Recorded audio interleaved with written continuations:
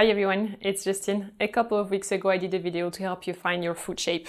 The next logical question now is how to find shoes that will fit you. Not all shoes fit everyone. You probably noticed if you have a square foot, for instance, you'll notice that when you wear sandals, your little toes are outside. That's just an example. In general, when you shop for shoes, there are 4 things that matter. The size, obviously, the toe shape, the width, and the arch. Let's start with the size. If I'm a shoe size 39 and my foot is 25 centimeters long, then I'm a size 5.5 or 6 in the UK. I'm a size 7.5 or 8 in the US for regular shoes, but for athletic shoes, I'm a size 8 because American sneakers don't use the same gap between 2 sizes than regular American shoes. No idea how they ended up in this situation. If you buy sneakers from a European brand, you'll need the exact same size for the sneakers as you do for your regular shoes.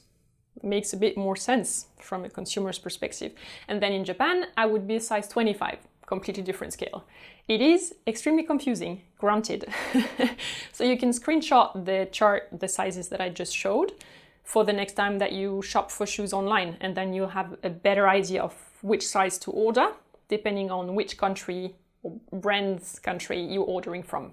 Now that's usually the range, that's the official range. Not all brands respect it. Brands that sell internationally, that mass produce do, but sometimes you'll go to a shop and try on a smaller brand in your usual size, and you'll find out that for that one, you need to go 2 sizes down because that brand calculated sizes creatively. So there is no rule here, except always try on the shoes, not just seated, but standing and walking, and try on both feet, because every one of us has one foot that is bigger and wider than the other one, sometimes by up to 1 size of difference. Then let's talk about the shape around the toes. We have 5 main foot shapes: Egyptian, Greek, Roman, square, and Germanic. If you don't know which shape you have, then have a look at this video linked there in the corner for you. That's the previous one on how to find out your foot shape, and then come back here. Basically, each type of shoe is designed for a specific type of foot. Sandals.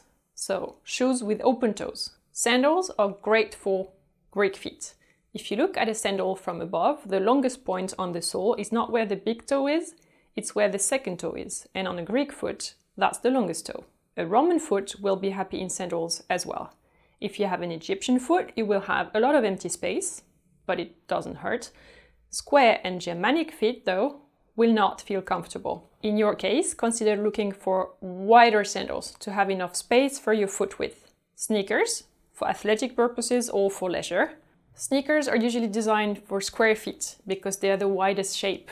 Since they're closed shoes, they need to fit virtually everyone. So they're also good for Germanic feet, which are similar. Egyptian, Greek, and Roman feet will feel like the shoes are too big. I have Greek feet myself, and when I try on sneakers, I always wonder if I shouldn't go one size down because my toes are like literally swimming in the shoe. But there are many brands right now that are bringing back retro designs from previous decades. They used to be a lot narrower. So if you have the same problem as I do, look into retro sneakers. Pointy shoes, with or without heels. Pointy shoes are made for Greek feet. Roman feet, Egyptian feet will feel okay, so comfortable in them, but it's going to press on your big toe. And square feet and Germanic feet will suffer big time. Let's say that's your shoe, that's the end of the toes.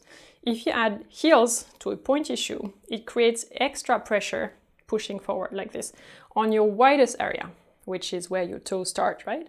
So your big toe is going to be pushed towards the others, like this, which results in what you know as a bunion, which is deformation of the big toe that starts leaning towards the others or even on top, and you have a big ball here. That can become extremely painful over time. The main reason for that deformation of the foot is wearing high pointy heels for too long. It's more important than the factor of your foot type. So pointy heels are extremely pretty, but please don't wear them hours long. Switch into other shoes or prefer something that has a square toe area or a rounded one, like ballerinas, like Mary Jane's, like Chelsea boots. There are more. Since we're talking about boots, Boots are a little bit like sneakers. They're kind of meant to work for everyone. So they're great for square and Germanic feet. They're okay as well for Egyptian, Greek and Roman feet. You'll have a lot more space around the toes, but it doesn't hurt, right? How comes boots kind of work for everyone? They're usually extremely round at the front and extremely wide. On top of the shape, you also need to look at the width of a shoe. In general, you have 3 widths: narrow, medium and wide. It is measured at your foot's widest point, so that's right there on this horizontal line. It's higher than people usually think.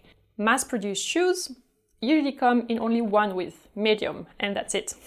So if your foot is narrower or wider, then you need to look a little deeper and have a look at higher quality brands like Clark's, for instance. That's a typical shoemaking brand. They give you the option to choose the size and the width. But that means a lot more inventory for the company. And then you have newer online concepts like Shoes of Prey. It's one that I discovered through YouTube because the founder has a YouTube channel.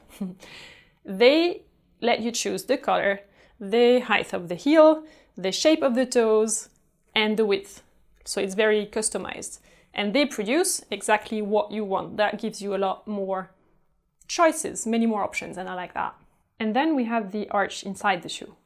The arch under your foot is very personal. Everyone's is different. In the past, shoe brands have been delivering shoes where inside you had a cushion to support the heel and you had a built-in arch to help support your foot at least a little. Now, to simplify, they stopped doing that. Now they deliver insoles that are completely flat, and that's not comfortable at all, especially in the case of ballerinas that are already so flat. It's not nice to walk in. I prefer that now. I buy shoes that are flat and I add my own insoles. Insoles that are made for my arches, that support my heel exactly where it is, and that support my whole structure, a completely customized thing. So these are mine. They're made completely for my foot. You see here the structure, support where it needs support. It's very curved, very, very curved. And I wear these, especially in flats. I don't have back issues or anything, but I use them even in my workout shoes to make sure that when I'm lifting weights or doing sports, my shoes are standing flat, my ankles are supported, my feet are straight. It helps my complete bone structure. It's really worth the investment. Now I have 2 further videos about shoes. One where I show you all the different types and what they're called, and the second one where I show you how to judge whether a pair of shoes is of good quality or not. I will link both videos here in the corner for you and down below in the description. So if you're interested in more, here is more. Thumbs up if you enjoyed this video and if you like shoes, like I do. Thank you so much, everyone. I will see you in the next video, and don't forget to subscribe to this channel.